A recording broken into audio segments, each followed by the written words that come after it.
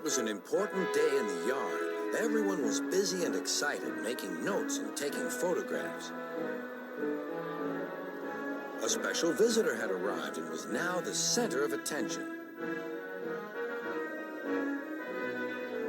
"Who is that?" whispered Thomas to Duck. "That," said Duck proudly, "is a celebrity." "A what?" asked Percy. "A celebrity is a very famous engine," replied Duck. "Driver says we can talk to him soon." "Oh," said Thomas, "he's probably too famous to even notice us." Just then, Gordon arrived. "Puh," said Gordon. "Who cares? A lot of fuss about nothing, if you ask me." And he steamed away. Later that night, the engines found that the visitor wasn't conceited at all. He enjoyed talking to the other engines till long after the stars came out. He left early next morning. Gordon was still complaining. "Good riddance," he grumbled, "chattering all night. Who is he anyway?" "Duck told you," replied Thomas. "He's famous."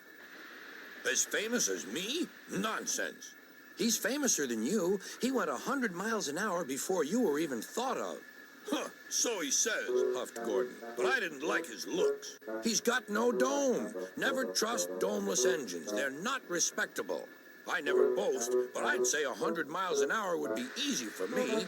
Goodbye." Duck took some freight cars to Edward's station. "Hello," called Edward. "That famous engine came through this morning. He whistled to me. Wasn't he kind?" "He's the finest engine in the world," replied Duck. Then he told Edward what Gordon had said. "Take no notice," soothed Edward. "He's just jealous. He thinks no engine should be famous but him. Look, he's coming now." Gordon was running very fast. His wheels pounded the rails. "He did it, I'll do it. He did it, I'll do it." Gordon's train rocketed past and was gone. "He'll knock himself to bits," chuckled Duck.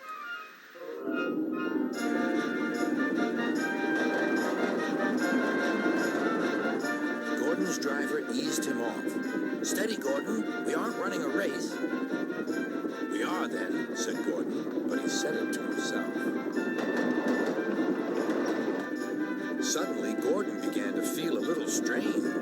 "The top of my boiler seems funny," he thought. "It feels as if something is loose. I'd better go slower." But it was too late. On the viaduct, they met the wind. It was a teasing wind which blew suddenly in hard puffs. Gordon thought it wanted to push him off the bridge. "No, you don't," he said firmly. But the wind had other ideas. It curled round his boiler, crept under his loose dome, and lifted it off and away into the valley below. Gordon was most uncomfortable. The cold wind was whistling through the hole where his dome should be, and he felt silly without it. At the big station, the freight cars laughed at him. Gordon tried to wheesh them away, but they crowded round no matter what he did.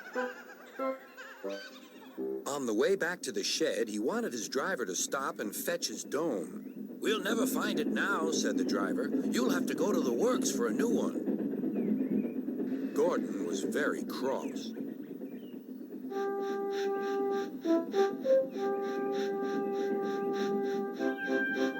"I hope the shed is empty tonight," he huffed to himself.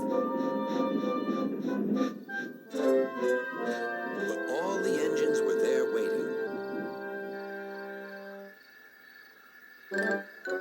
"Never trust domeless engines," said a voice from somewhere behind him. "They aren't respectable."